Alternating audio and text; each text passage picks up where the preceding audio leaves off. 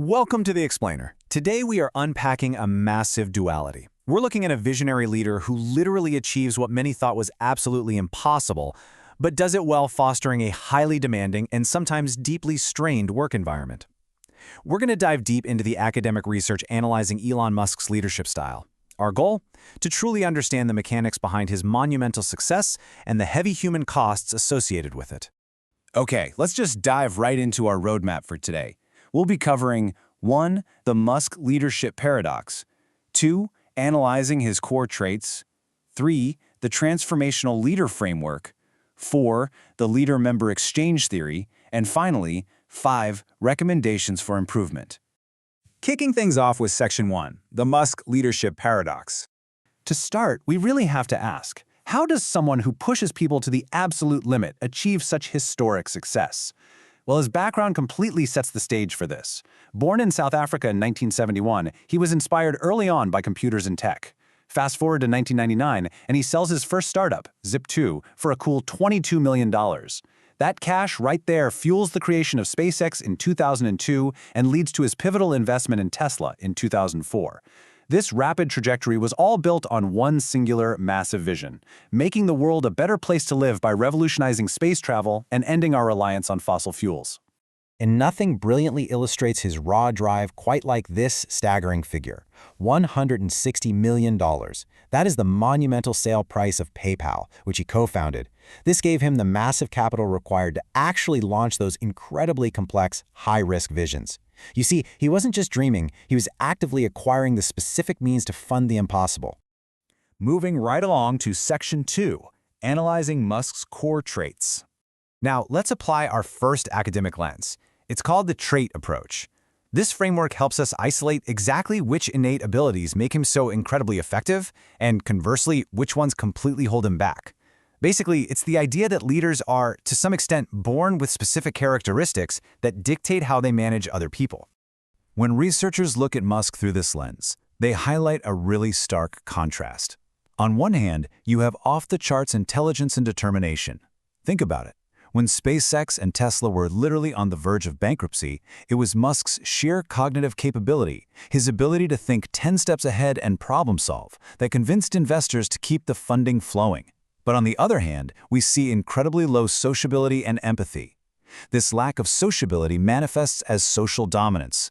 He demands total control, puts immense pressure on people, and often lacks the emotional intelligence to recognize his employees' personal boundaries.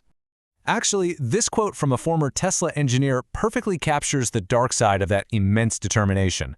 They noted that Musk won't hesitate to toss out half a year of hard work if it doesn't meet his exact and sometimes subjective standards, like if it's not badass enough. But here's the kicker. He does that without extending the deadline. So this shows how his determination actually complicates the process for his team rather than removing obstacles for them. And you know, this need for total control isn't a new thing at all. He was actually fired by the PayPal board back in the day due to a massive clash of egos. Later on, as an investor in Tesla, he fired co-founder Martin Eberhard when projects started going over budget.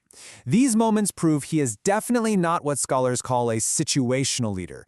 He doesn't modify his style to suit others. He demands that the situation and the people bend to his will.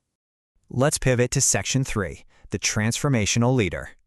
Shifting our focus to the second lens, we're going to examine how Musk models the way for his huge companies on a macro level. Transformational leadership is all about a leader's ability to convince followers to look way beyond their own self-interest and fully buy into a shared, world-changing goal. It's about inspiring people to achieve way more than they ever thought was possible. We can actually break this down using Cousys and Posner's famous 5 practices to see exactly where Musk's transformational leadership thrives and where it completely breaks down. A transformational leader has to model the way, inspire a shared vision, challenge the process, enable others to act, and encourage the heart. So let's see how he scores on this test. Well, he undeniably models the way. Just think about this number, 100. That represents the 100+ hours a week he personally works. He doesn't just sit back and delegate from a corner office. He guides his employees by working right alongside them, literally in the trenches. He completely embodies the sheer effort he demands from everyone else. He also brilliantly challenges the process by risking his own wealth. I mean, literally investing his personal savings to keep Tesla alive when things got rough. However, the academic analysis points out a massive failure in that final practice we mentioned. He severely fails to encourage the heart. He tends to treat employees functionally, showing very little appreciation, which directly exposes them to severe burnout. He enables them to act, sure, but he really doesn't nurture them. Now for Section 4, Leader-Member Exchange Theory. Finally, we're going to zoom in on our third academic lens to analyze his highly debated one-on-one interactions with staff. This framework steps away from the big picture stuff and revolves entirely around the personal dyadic dynamic, meaning a two-person relationship. It essentially measures the mutual trust, the liking, and the respect within those specific personal relationships between a boss and an employee. When researchers apply this theory to Musk, the results are deeply mixed. While Musk and his teams have incredibly high mutual trust when it comes to not letting each other down and achieving the actual task at hand, the overall relationship score remains just average. Why is that? Well, because the personal respect, the liking, and the empathy are incredibly weak. Employees often feel like he just doesn't care about their personal circumstances at all.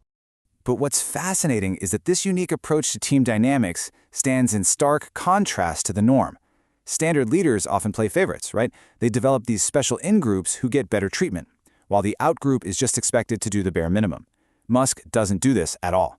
He is a purely directive leader who treats everyone exactly the same, strictly based on what they deliver for the vision. There are no cozy in-groups slowing down the process. You are there to work, period. Which brings us to Section 5, Recommendations for Improvement. So what do we do with all this? Let's bring all this analysis together and look at the actionable takeaways. To prevent employee burnout and actually enhance creativity and quality control, to avoid things like the launch delays and flaws we saw in early Tesla models, the research suggests 3 key things. First, he absolutely must balance his intense vision with a basic understanding of employee needs. Second, he needs to actively listen to criticism, especially from his own staff, so he can set more realistic expectations. And third, he just needs to allow his staff more freedom and comfort to execute their tasks. Which ultimately leaves us with this final thought for you to ponder. We've seen the data, we've explored the extreme traits, and we absolutely cannot deny the results.